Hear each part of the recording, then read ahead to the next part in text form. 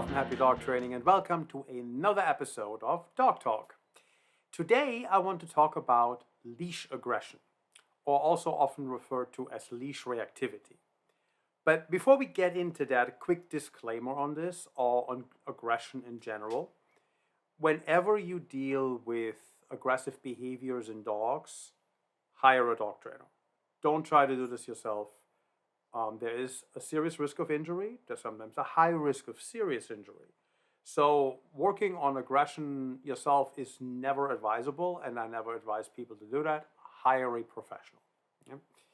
So, leash aggression.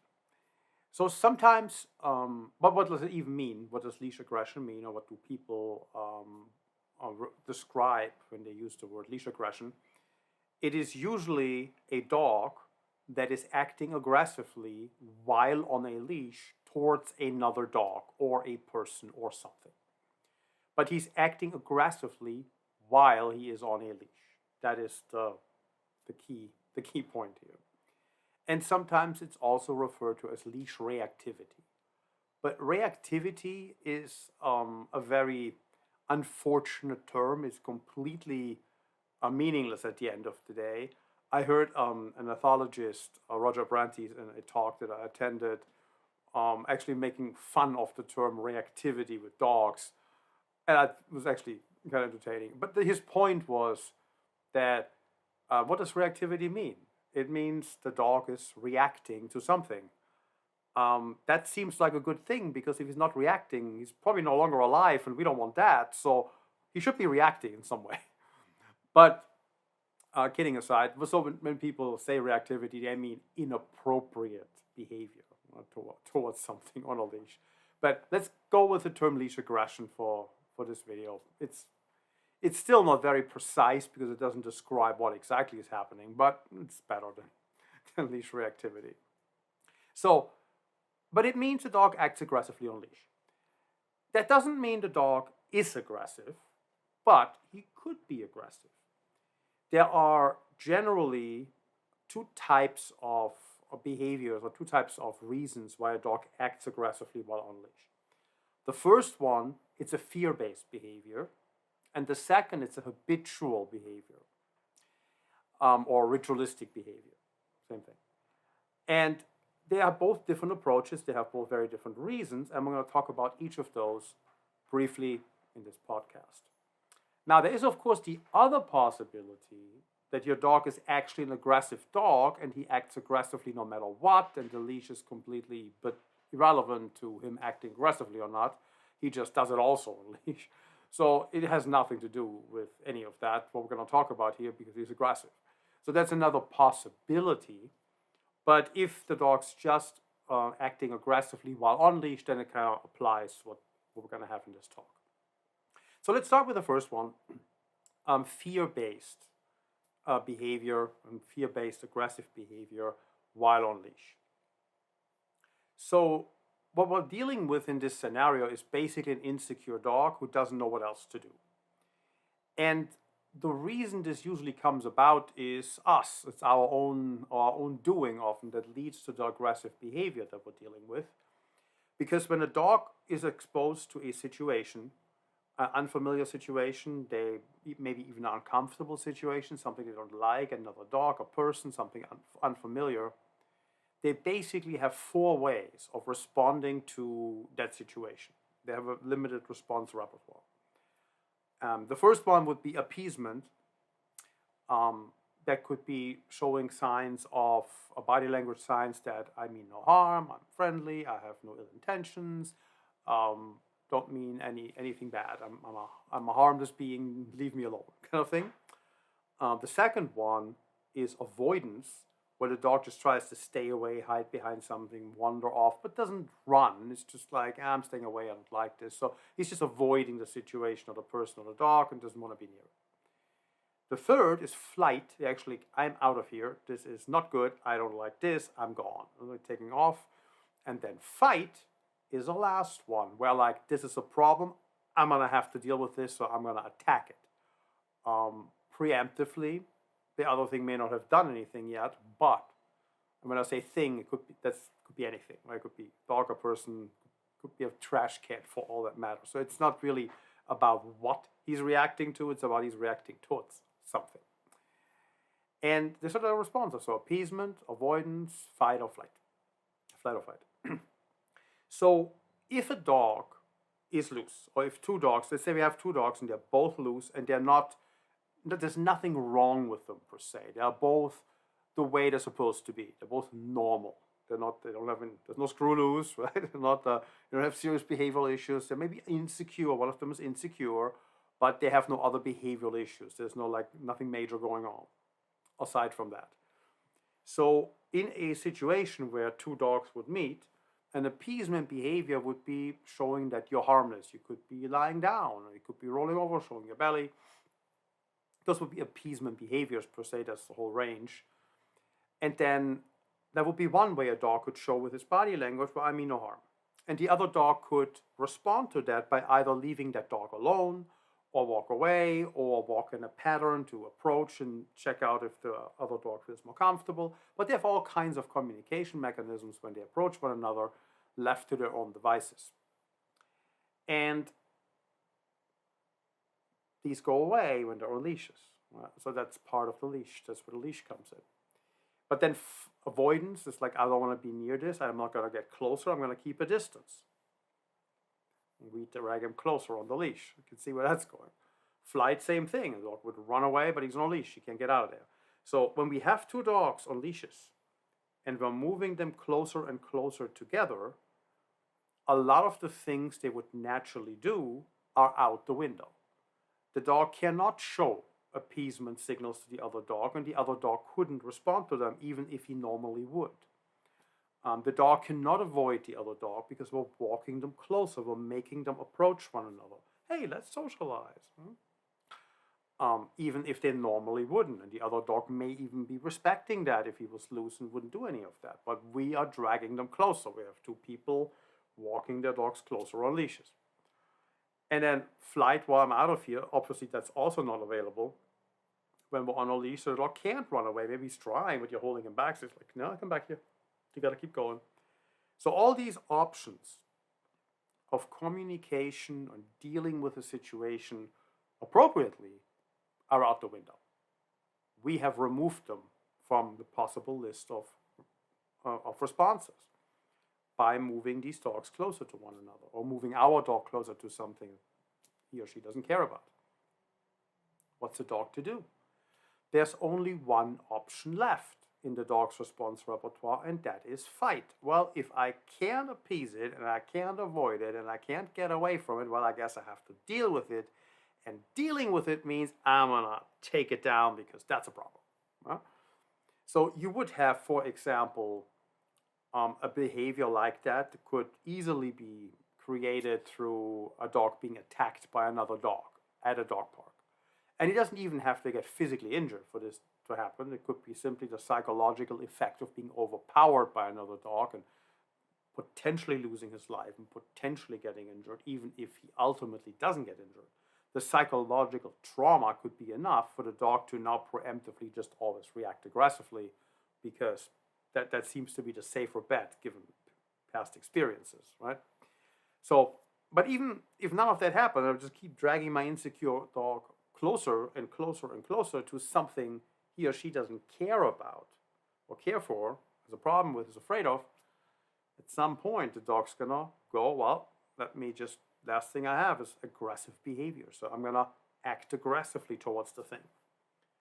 So what happens now is that owners who have their dog on leash see this behavior, and it's pretty terrifying because the dog can be, especially if it's a larger dog, German Shepherd or Rottweiler or something like that, or Doberman or Pit Bull, that's gonna look pretty serious and pretty scary.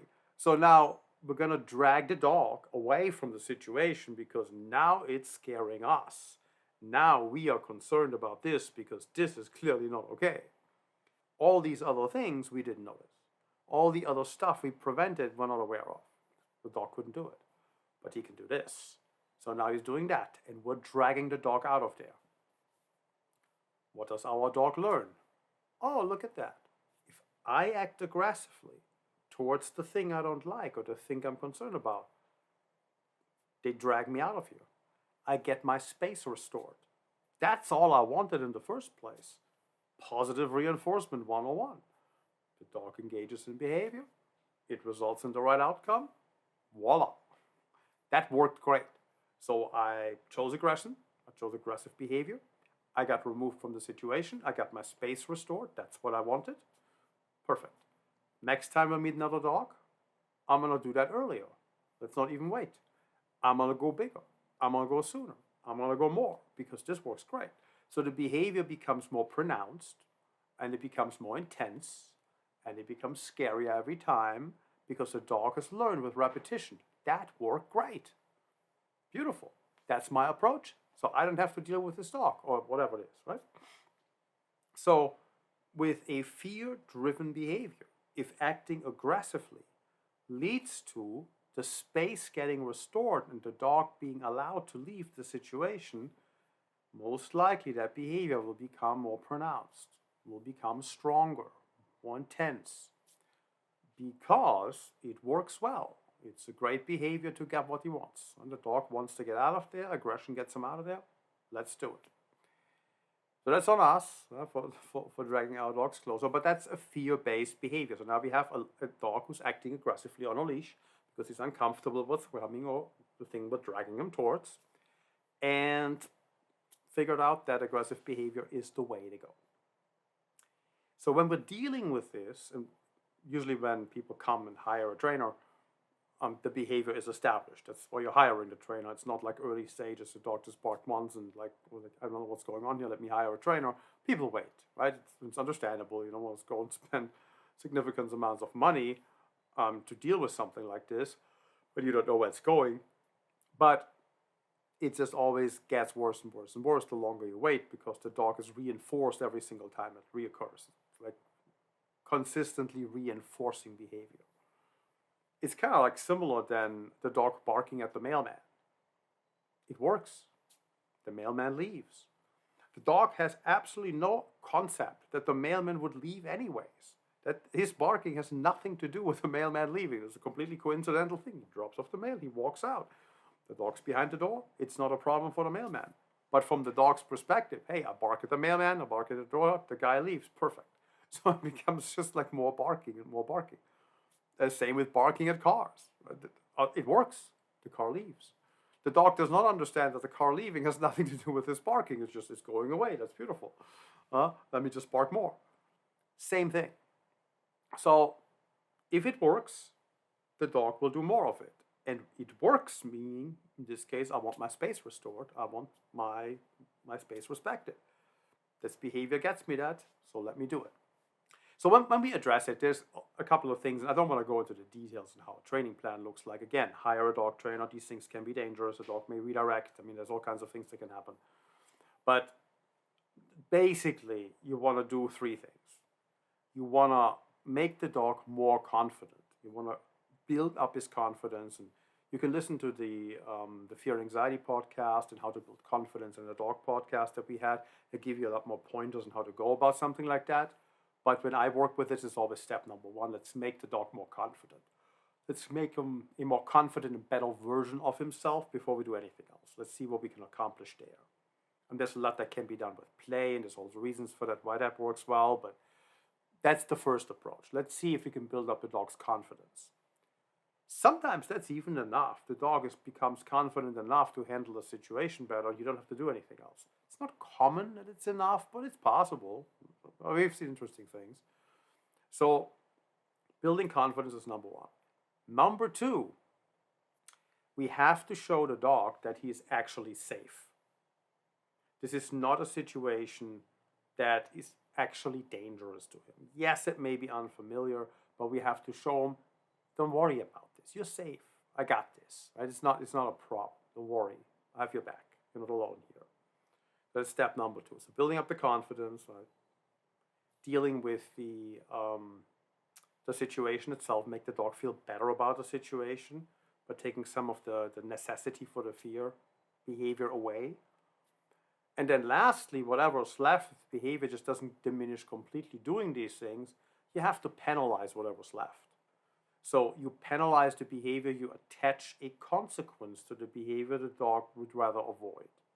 And you have to do that the right way so you don't have any fallout. So it's really about how you do all these things. It always comes down to that, right? So if you do it all correctly, your relationship with your dog will not be damaged, your dog will not become more fearful, your dog will not become more aggressive, and all this other nonsense that started out there for penalties. But if you do it right, it works just fine. So we talked about this in the punishment podcast ad nauseum. So there's lots of that on there. But it's about doing it correctly. So we're building up the dog confidence, we're showing them it's unnecessary, and if we have to, if there's some residual behavior left because it's become so ingrained, well, may have to penalize it too. But that's the last step. That's not where we start.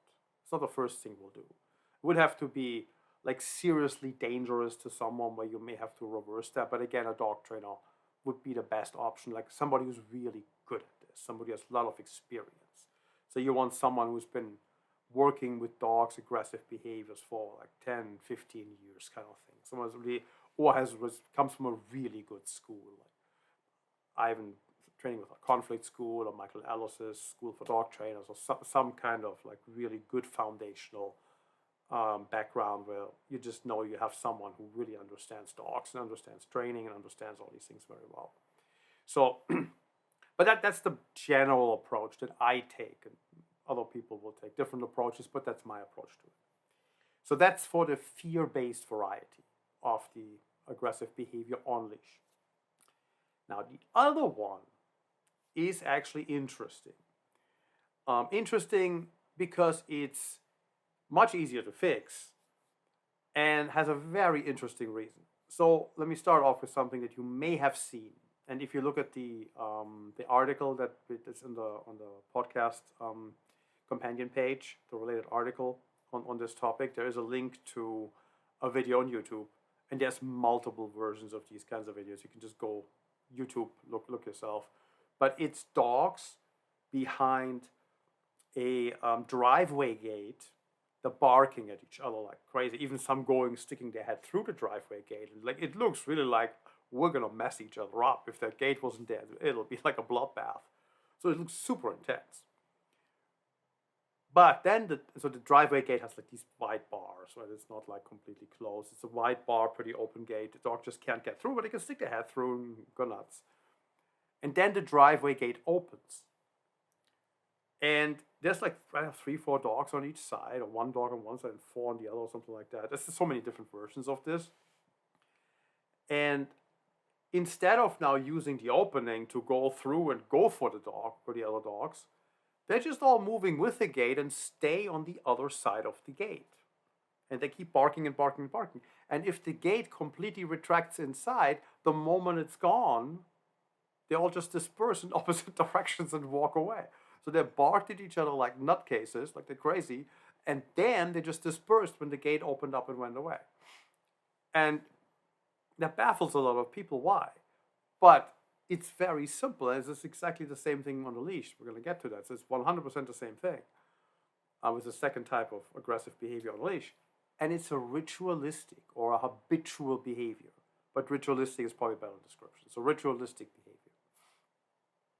And what that means is it's recreational. Barking can be fun for a dog. So they enjoy this. They're barking at each other. They're like engaging in this fake fighting expression of behavior, but they're not having no intentions. There's no intensity. There's not really any intent behind any of that. There's no seriousness behind it. They're just having fun. They're having fun in a very dog kind of way that when people look at it, it's like, what are you doing? Like, what's wrong with you? What's wrong with you guys? What's going on here? But from a dog's perspective, that's just a blast. They're having fun. They're having a good time. And that's a ritualistic behavior. The dog just enjoys it. And as the gate opens up, well, now it's no longer fun. It's going to go there. That's ritualistic. On the leash, it can be the exact same thing. So you often have dogs that will act like complete idiots on the leash and barking and standing up on their hind legs. And it's not fear-based now. It's the other variety of it. And they're doing this when they're walking with their owner, maybe even to the dog park. And when they see the other dog, they just act up like that. Because in their mind, that's just what we do. That's our recreational activity when we walk to dog parks. We don't really like other dogs when we're together on a leash, so that's what we do. He really thinks that's what we want. So they're engaging in this behavior because they think that's what we want. That's our desire for us to do this together as an activity. A lot of times you can take these dogs, they go straight into the dog park and they play wonderfully with everybody else until you take them back on the leash and walk around. On the way back from the dog park, they do the same thing again. So obviously the dog's clearly not dog aggressive if you can go to a dog park and play with other dogs. So that's obviously not the issue here. It's completely for their entertainment, and they think that that is what we do. So the answer to that is way simpler. You have to primarily show the dog that you like other dogs. So when you do this with two people, it's really you need two people to do any of this. But let's say you go with your partner or a friend or whoever. You go to the dog park together, and now you have your dog, it's on a leash, and you see another dog person, and your dog loses his mind, her mind. Give the leash to your friend. You go over to the other person and dog and just see if you can strike up a quick conversation. If the other dog owner is just up for like you petting their dog for a moment, you don't have to elaborate all of this. Like, hey, you're such a nice dog. Maybe could I say hello? Would it be okay if I give him a quick pet and let my dog see that? I'm trying to help him see that I like dogs. And most people will probably say yes to that because it's a pretty fair approach. You're not just coming and touching their dog. That would be a bad idea. Don't do that. Right? You have to ask for permission too. But that's what you have to do. You have to show your dog that you like other dogs. You don't mind them at all. You don't want to be barking at them. No, I like dogs. I like other dogs. I'm friendly with dogs.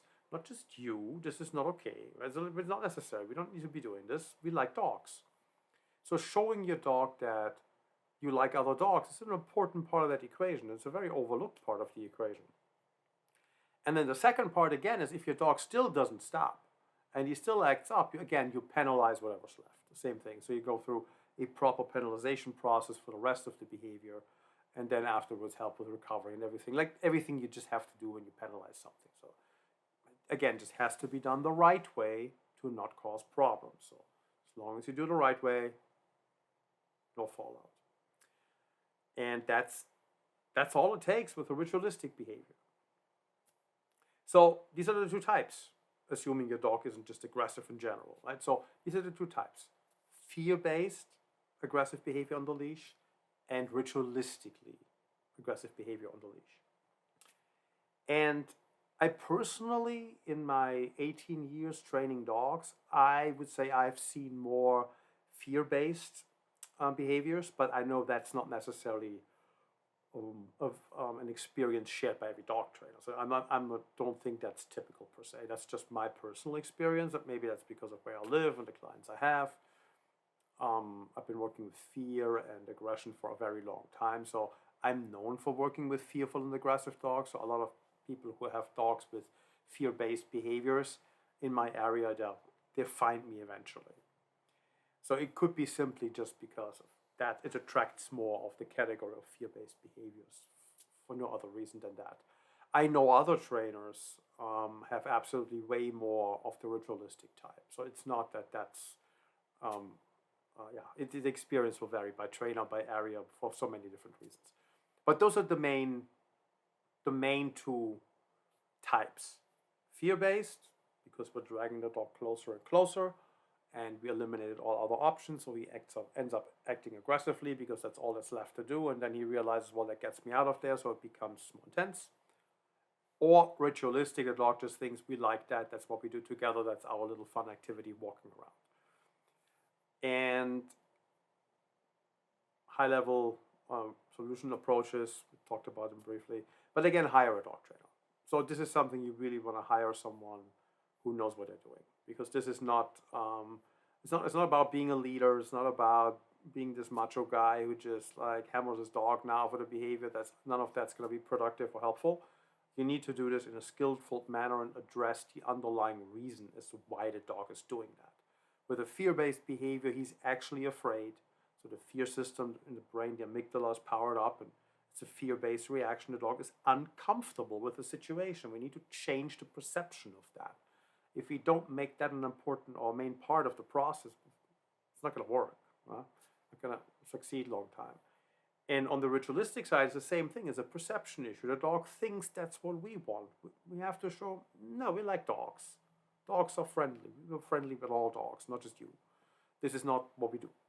And that goes such a long way. And yeah, so these are the two types that you're generally dealing with. And again, definitely hire a trainer. Don't do this yourself. There's so many things that can go wrong there. You need to have a lot of experience to make sure this doesn't go sideways for you. Okay, this was it on leash aggression. I hope that was helpful and you got something out of it. And I'll see you next time. Bye.